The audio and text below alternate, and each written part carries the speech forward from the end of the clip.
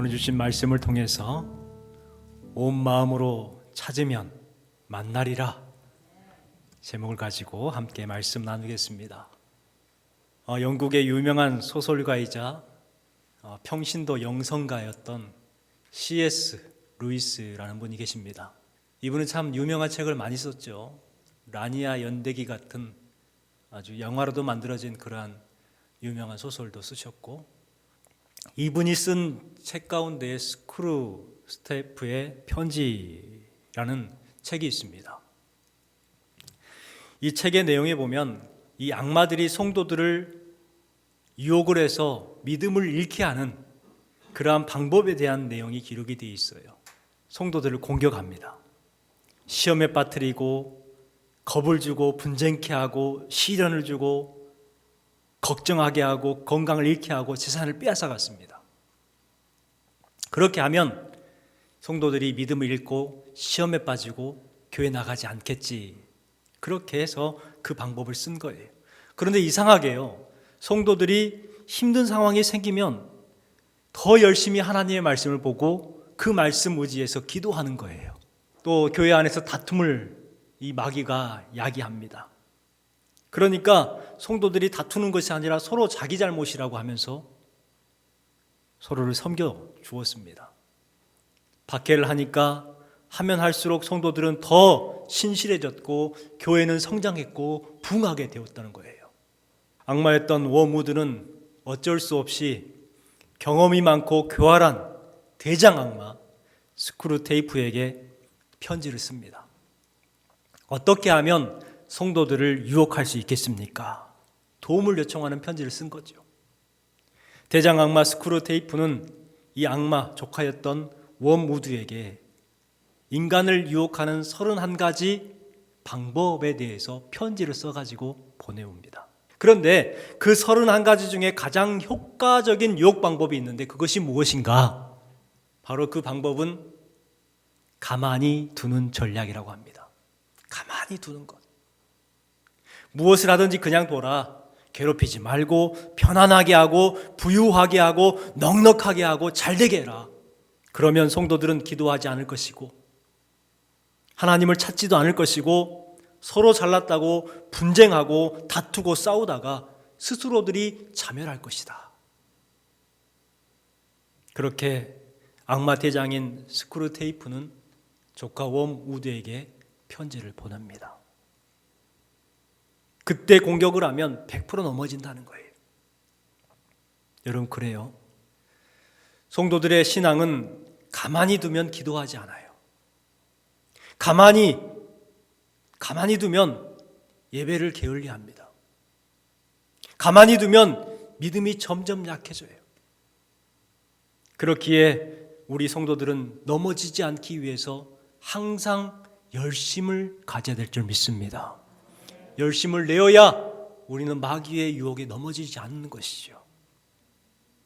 열심을 내어서 우리는 기도해야 하고, 열심을 내어서 예배하고 말씀을 보고 봉사하고 전도하는 삶을 살아가야 악마가 우리를 유혹해도 넘어지지 않을 수가 있는 것입니다.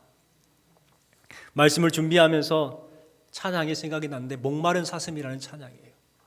우리에게 이와 같은 목마른 사슴이 시냇물을 찾는 것 같은 열심이 우리에게 있어야 되지 않을까 생각이 되었습니다. 우리 함께 찬양을 해볼까요? 목마른 사슴 시냇물을 찾아 헤매이듯이 내 영혼 주를 찾기에 갈급하나이다.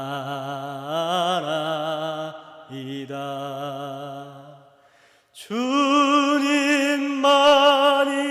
나의 힘, 나의 방패, 나의 참 소망, 나의 몸 정성 다 바쳐서 주님 경배합니다. 여러분, 찬양처럼 목마른 사슴이 되시기 바랍니다. 목마른 사슴처럼 열심을 내어서 안락함에 흔들리는 것이 아니라 항상 하나님의 은혜로 충만하신 여러분 되시기를 주님의 이름으로 축원합니다.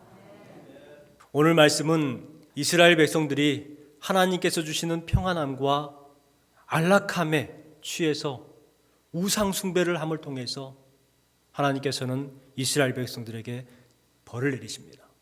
무려 70년 동안 바벨론에서 포로 생활을 하고 있었어요. 그곳에 있던 이 포로된 백성들은 너무나도 힘겨운 삶을 살아갔습니다. 그때 하나님께서는 하나님의 뜻, 하나님의 마음에 대해서 예레미야 선지자를 통하여서 선포하는 말씀이 오늘 말씀입니다. 당시 이스라엘 백성들은 하나님의 뜻을 모른 채 나라가 멸망을 했고 시련과 재앙당함을 통해서 하나님을 원망하는 삶을 살아갔습니다. 항상 울었어요. 울고 또 울고. 그래서 하나님께서는 계속해서 울지 말라, 내 눈물을 거두어라 말씀하죠. 이스라엘 백성들이 상황과 처지가 너무나도 처량하니까 항상 눈물을 흘렸다는 거예요. 그랬을 때에 예레미야 선지자를 통하여서 백성들을 향한 하나님의 생각, 하나님의 뜻에 대해서 말씀을 전해주십니다. 그 내용을 정리하면 바벨론에 정착해 살면서 우상 숭배하지 마라, 거짓 선지자들의 말에 현혹되지 말고 하나님의 약속을 믿고 하나님의 때를 기다려라. 이것이 바로 예레미야 선지자의 말씀의 핵심입니다. 우리 말씀 보겠습니다. 8절 9절 말씀을 같이 읽어볼까요? 만군의 여호와 하나님께서 이와 같이 말하노라. 너희 중에 있는 선지자들에게와 점쟁이에게 미혹되지 말며 너희가 꾼 꿈도 고지 듣고 믿지 말라. 내가 그들을 보내지 아니하였도다. 그들이 내 이름으로 거짓을 애언함이라. 여호와의 말씀이니라. 이스라엘 백성들은 역사상 가장 어두운 때를 보내고 있었어요. 왜냐하면 나라를 잃었잖아요. 나라를 잃었기 때문에 그 나라를 잃은 서러움과 노예로 살아가야 되는 그와 같은 참담한 삶을 살고 있었습니다. 그들의 삶은 공포 속에 놓여 있었을 거예요. 그런 불안한 속에 있을 때에 가장 많이 들렸던 소리가 뭐였을까요? 가까이에 있는 사람들, 점쟁이의 소리, 거짓 선지자들의 소리, 예언들, 그런 소리들이 아마 커졌을 거예요. 그런 소리에 귀가 더 기울어졌을 겁니다. 여러분, 그래요. 믿음이 약해지면 세상 소리가 더 크게 들리는 거예요. 믿음이 약해지고 연약해지면 세상의 뉴스 소리가 왜 그렇게 크게 들리는지요. 왜냐하면 나의 믿음이 약해졌기 때문에. 나의 믿음이 강하면은요, 세상의 그 어떤 소식도요, 내 믿음을 꺾지 못하는 거예요. 흔들지 못하는 거예요. 그런데 믿음이 약해져 있기 때문에, 연약하기 때문에 조그마한 소리에도 내 믿음이 휘청휘청 흔들리는 것이죠. 그래요. 내 믿음이 약해지면 세상 소리가 더 크게 들린다는 것을 기억하시고, 세상 소리가 더 크게 들리면 나의 믿음을 점검하는 여러분 되시기 바랍니다. 당시에 이스라엘 백성들이 믿음이 약해지다 보니까 거짓 선지자들과 점쟁이들과 자신이 꾼 꿈, 거짓 예언들, 이런 것들이 들리는 거예요. 그래서 하나님의 말씀을 의지하지 못하고 그들이 말하는 이야기들에 마음이 가는 거예요. 그래서 예레미야 선지자는 하나님의 뜻을 분명히 전합니다. 그들의 말을 듣지 마라. 그들의 유혹에 넘어지지 말고 너희들이 꾼 꿈도 고지 듣고 믿지 말라. 이렇게 말씀하고 있는 거예요. 우리 말씀 10절 11절 말씀을 같이 읽어보겠습니다. 여호와께서 이와 같이 말씀하시니라. 바벨론에서 70년이 차면 내가 너희를 돌보고 나의 선한 말을 너희에게 성취하여 너희를 이곳으로 돌아오게 하리라. 여호와의 말씀이니라. 너희를 향한 나의 생각을 내가 안 하니 평안이요 재앙이 아니니라. 너희에게 미래와 희망을 주는 것이니라. 지금 바벨론에 포로 생활을 하고 있는데 하나님께서 그 백성들을 향한 하나님의 마음을 지금 전해주고 있어요. 그들은 지금 무슨 마음이었을까? 우리는 지금 재앙을 당한다. 우리는 고통 가운데 놓여 있다. 우리는 지금 현재 수월에 놓여 있다는 거예요. 지옥이라는 거예요. 그런데 하나님의 뜻은 재앙이 아니라 평안이라고 말씀하고 있어요. 너희에게 미래와 희망을 주는 것이고 회복을 허락하기 위해서 지금 고난당하게 하신다고 말씀하고 있습니다. 여러분, 우리 그리스도인들은 바로 이와 같은 약속의 말씀을 붙들어야 될 줄 믿습니다. 그리스도인들이 고난을 당하면 어떻게 해야 돼요? 그리스도인은 현실에 매여가지고 낙심해서는 안 돼요. 상황 때문에 그 상황에 매여서 조급하면 안 돼요. 그런데 우리들의 모습은 어때요? 너무나도 상황 때문에, 현실 때문에 낙심할 때가 너무나 많아요. 상황과 현실 때문에 우리 마음이 얼마나 조급합니까? 항상 흔들리는 거예요. 이랬다 저랬다. 세상 소리에 어떻게 할까 걱정하고 두려워하고 겁내면서 믿음은 점점 작아지고 있는 우리의 모습이 아닐까요? 여러분 꼭 기억하시기 바랍니다. 고난의 때는 하나님을 만나야 할 때라는 것을 기억하시기 바랍니다. 고난이 있을 때에 조급하거나 흔들리지 마시고 더 하나님을 갈망하고 하나님을 신뢰하시기 바랍니다. 하나님의 뜻이 무엇인지를 분별하시기 바랍니다. 그러면은요, 이겨낼 수가 있는 거예요. 그렇다면 어떻게 해야 하나님의 뜻을 알 수 있는가? 오늘 주신 말씀을 통해서 한번 생각해 보도록 하겠습니다. 먼저는요, 하나님의 뜻을 알기 위해서는 와서 들을 때 알 수가 있습니다. 11절 말씀에 보니까 여호와의 말씀이니라 이렇게 시작하죠. 오늘 우리가 읽은 말씀에 보니까 여호와의 말씀이니라, 이 말씀이 계속해서 반복이 되고 있어요. 여러 번 나오고 있어요. 여러분 항상 성경을 보실 때 반복되는 것을 집중하시기 바랍니다. 여호와의 말씀이니라, 이것을 원어로 보면은 여호와 레옴입니다. 레옴. 뜻이 뭐냐면 하나님의 말씀, 하나님의 약속이라는 뜻을 가지고 있어요. 그러니까 우리가 이것을 직역을 하면 여호와의 약속이니라, 여호와의 말씀이니라 이렇게 번역을 하죠. 여호와의 약속이다. 그렇다면 우리가 하나님의 뜻을 알기 위해서는 하나님의 말씀을 들을 때, 하나님의 약속을 들을 때에 비로소 하나님의 뜻을 알게 된다는 거예요. 하나님은 하나님을 믿는 백성들에게 재앙이 아니라 축복을 베푸시고 그 약속을 성취하시는 데에 신실하게 일하신 하나님이신 줄 믿습니다. 여러분 말씀 속에 지혜가 있어요. 말씀을 들으십시오. 그 말씀을 가까이 하십시오.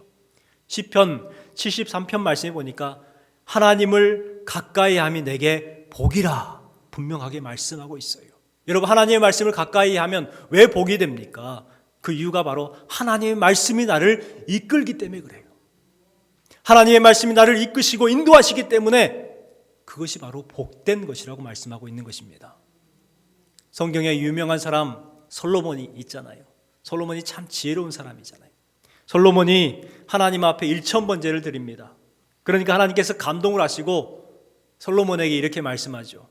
내가 내게 무엇을 줄고 너는 구하라. 저 같으면 많이 구했을 것 같아요. 오래 살게 해주시고 물질도 많이 주시고 능력도 주시고 지혜도 주시고 목회자니까 만지는 분들한테 치유의 역사가 일어나고 막 그런 은사를 좀 구할 것 같아요.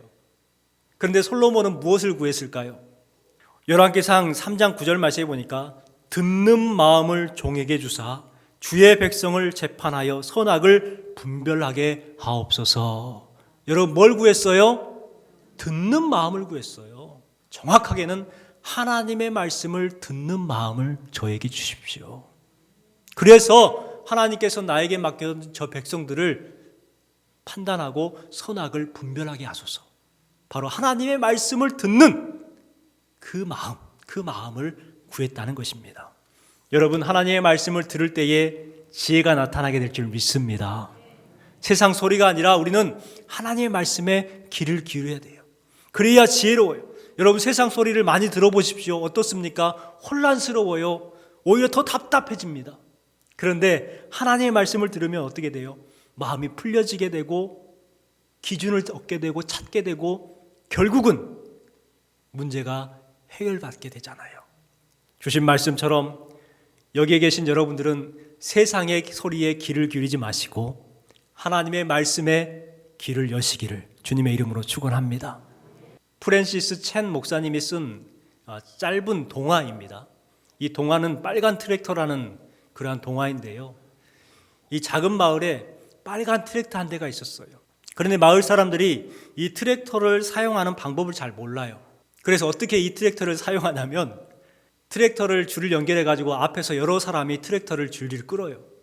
그러면 뒤에 있는 노터리 기계인가요? 손으로 돌려서 그 밭을 가는 거예요. 노터리를 치는 거예요. 사용 방법을 모르니까 트랙터를 끌고 다니는 힘으로. 그래서 농사 짓는 게 너무너무 힘들었어요. 그러던 어느 날 데이브라는 젊은 농부가 창고를 정리하다가 이 트랙터 사용 설명서를 발견하게 돼요. 매뉴얼을 발견하게 돼요. 그걸 봤더니 그동안 자신들이 사용하는 방법으로는 도대체 아닌 거예요.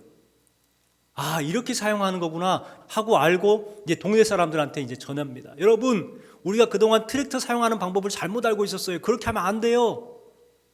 하니까 사람들이 뭐라고 했을까요? 저 바보 같은 놈.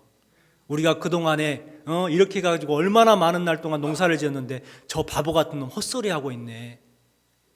이러는 거예요. 그러니까 데이브가 너무 답답해요. 가슴을 쳐요. 아니, 이 사용 설명서에 그렇게 돼 있다고요. 하니까 동네 사람들이 야, 그거 의미 없어. 우리가 하던 대로 하는 것이 맞아. 하면서 그렇게 질질 트랙터를 끌고 다니면서 밭을 가는 거예요. 이 데이브가 저녁에 그 사용 설명서를 봅니다. 아, 이렇게 사용하는구나. 경유를 넣고 배터리를 충전해 가지고 시동을 걸어 가지고 운전하는구나. 밤새껏 연구를 해 가지고 트랙터에 경유를 넣고 배터리를 충전하고 이제 시동을 걸고 운전하기 시작합니다. 그리고 이왕 시동을 켰으니까 한번 밭을 갈아봐야지 하고 밖에 나가가지고 밭을 가는데요. 한 달 동안 갈아야 될 밭을 1시간 만에 다 갈아버린 거예요. 그리고 다음 날이 됐어요. 동네 사람들이 깜짝 놀래요. 한 달 동안 내내 고생하면서 갈아야 될 땅이 다 이미 갈려 있는 거예요. 이게 뭐지? 하고 보니까 데이비드가 와가지고 여러분, 이 트랙터 사용 설명서대로 하면 밭 가는 거요 너무너무 쉬워요. 그렇게 해서 마을 사람들이 데이브의 말을 믿게 되었고 사용 설명서대로 트랙터들을 사용해서 아주 편하게 농사를 짓게 되었다는 동화입니다. 그런데요, 우리한테 적용을 해보십시오. 우리가요, 우리의 인생의 설명서가 바로 성경인데도 불구하고 그 설명서대로 살아가려고 하지 않아요. 세상 사람들한테 여러분, 이것이 우리 인생의 목표이고 삶의 사용 설명서입니다라고 말을 하면 뭐라고 합니까? 바보 같은 사람들, 광신자들, 이상한 사람들 그러거든요. 우리가 데이브 같은 취급을 받잖아요. 하지만 누가 맞아요? 데이브가 맞은 것처럼 하나님의 말씀을 가지고 하나님 말씀대로 살아가는 바로 성도들의 길이 인생이 맞는 거예요. 여러분, 그렇습니다. 하나님의 말씀대로 살면 그 안에 놀라운 은혜가 임하는 거예요. 그 말씀대로 살아가면 그 말씀의 기적이 우리의 삶 가운데도 나타나게 될 줄 믿습니다. 세상 사람들이요, 자기의 힘으로, 자기의 열심으로 살다 보면 잘 될 줄 알아요. 하지만 어떻게 돼요? 후회하는 거예요. 세상은 열심히 사는 것이 중요한 것이 아니라 바르게 사는 것이 중요하답니다. 그렇잖아요. 바르게 사는 방법이 뭐예요? 하나님의 말씀을 듣는 거예요. 우리가 하나님의 말씀을 들음을 통해서 후회 없는 인생을 살았으면 좋겠습니다. 세상 사람들은 공술의 공수거라고 말한다고 하잖아요. 하지만 우리 성도들은 공술의 공수거가 아니에요. 구원을 가지고 가는 거예요. 세상 사람들은 공술의 공수거지만 우리 성도들은 하나님의 말씀이 있기 때문에 비로소 구원의 은혜를 경험하게 될 줄 믿습니다. 또한 두 번째는요, 와서 기도할 때에 하나님의 뜻을 알 수 있다고 말씀을 해요. 우리 12절 말씀을 같이 한번 읽어볼게요. 너희가 내게 부르짖으며 내게 와서 기도하면 내가 너희들의 기도를 들을 것이요. 하나님은 그 하나님의 약속을 믿고 기도하는 성도에게 응답을 주십니다. 마가복음 9장에 보면 이 제자들이 예수님께서 귀신을 내어 쫓는 그와 같은 광경을 보고 우리는 왜 못했는데 예수님은 하시지? 하고 예수님 앞에 나아가서 묻습니다. 말씀에 보면 제자들이 조용히 묻자오되 우리는 어찌하여 능히 이 귀신을 쫓아내지 못하였나이까? 예수님께서 말씀합니다. 이르시되 기도 외에 다른 곳으로는 이런 종류가 나갈 수 없느니라. 여러분, 뭘로 귀신을 쫓아낸 거예요? 기도예요. 기도밖에 없다는 거예요. 이것은 어떤 선지자가 말한 것이 아니라 예수님께서 말씀하셨어요. 기도 외에 다른 것으로는 이런 종류가 나갈 수 없느니라. 기도라는 거예요. 여러분, 기도하지 아니하면 능력이 나타나지 않습니다. 하지만 기도하면 능력이 나타날 줄 믿습니다. 바움주라는 사람은요, 기도의 능력이라는 책을 통해서 마귀가 가장 무서워하는 것이 바로 기도다라고 말을 했어요. 마귀는 기도가 빠진 성경 공부나 기도가 빠진 사역이나 기도가 빠져버린 봉사는 무서워하지 않는데요. 그러나 제일 무서워하는 게 뭐냐면 바로 성도들이 기도할 때에 마귀는 벌벌 떨게 된다고 말하고 있습니다. 그래요. 이것이 바로 기도의 능력이에요. 마귀를 벌벌 떨게 하는 것이 바로 기도의 능력인 줄 믿습니다. 마지막으로는 와서 찾을 때에 하나님의 뜻을 알 수가 있습니다. 우리 13절 말씀 같이 읽어볼까요? 너희가 온 마음으로 나를 구하면 나를 찾을 것이요 나를 만나리라. 여러분, 하나님을 찾는 것, 단순히 입술로 하나님의 성호를 부르는 것이 하나님을 찾는 것이 아니에요. 거기에만 그치는 것이 아니라 하나님을 온 마음으로 찾고 갈급해야 된다고 말씀하고 있어요. 여러분, 포켓몬고 아시지 않아요? 포켓몬고. 한때 인기 있었던 그러한 어플리케이션 게임이었는데, 이 게임이 뭐냐면 세계 각국 지역에 포켓몬들을 이렇게 심어놔요. 이게 가상이죠, 가상. 실제는 아닌데 가상으로 이제 어느 지역에 가면 이제 포켓몬이라는 요괴 같은 그런 애들이 있어요. 그럼 그거를 딱 클릭을 하면 공을 던져가지고 캡슐을 딱 캡슐화 시키는 거예요. 그걸로 쫙 취하는 거예요. 이게 이제 인기가 있어가지고 사람들이 포켓몬 있는 곳으로 막 이렇게 다닙니다. 이렇게 찾아가지고 이렇게 카메라 해가지고 하면 포켓몬이 보이거든요. 대만에 거주하는 70대 할아버지 첸산위안이라는 할아버지가 있어요. 이분이 포켓몬고에 푹 빠진 분이에요. 이 포켓몬을 잡기 위해서 전국을 돌아다니면서 포켓몬을 이제 잡으러 다닙니다. 대단하죠. 앞에 자전거에다가 이제 특수하게 만들어 놓은 그러한 이 핸드폰에다가 포켓몬을 막 하는 거예요. 그래가지고 막 잡는 거예요. 그래서 너무 회개하니까 자전거의 별명이 뭐냐면 공작새 자전거라고 별명을 했는데, 여러분, 이 할아버지 대단하지 않으세요? 저 할아버지의 기사를 보면서 제가 생각이 드는 게 뭐냐면, 우리 성도들이 저 할아버지의 마음처럼 하나님을 찾고 하나님을 갈급해야 되지 않을까요? 하나님을 만나기 위해서 그렇게 노력해야 되지 않을까요? 우리가 하나님을 찾고 갈급해야 되느냐? 하나님을 만날 때에 우리는 비로소 복을 얻기 때문에 그렇습니다. 여러분, 하나님을 만나는 삶을 살아가시기 바랍니다. 신안의 영적 어머니, 이 문준경 전사님은 아이를 낳지 못했어요. 그래서 사람들한테 아이를 낳지 못하는 여인이라고 손가락질을 받았대요. 하지만 이분이 하나님을 만나니까 어떤 사람이 됐느냐? 바로 신안의 영적 어머니가 되었다는 거예요. 여러분, 그렇습니다. 하나님을 만나면은요, 이렇게 달라지는 거예요. 하나님을 만나게 되면 그 안에 기적이 나타나고 삶에 놀라운 역사가 일어나게 될 줄 믿습니다. 여러분, 오늘 주신 말씀을 기억하시고 하나님의 뜻을 알기 위해서 하나님의 말씀에 귀를 기울이시기 바랍니다. 하나님 앞에 간절함으로 기도하시기 바랍니다. 그리고 하나님을 만나시기 바랍니다. 그리함을 통해서 여러분의 삶 가운데에 하나님을 만남을 통해서 참된 복, 은혜의 삶을 살아가시기를 주님의 이름으로 축원합니다.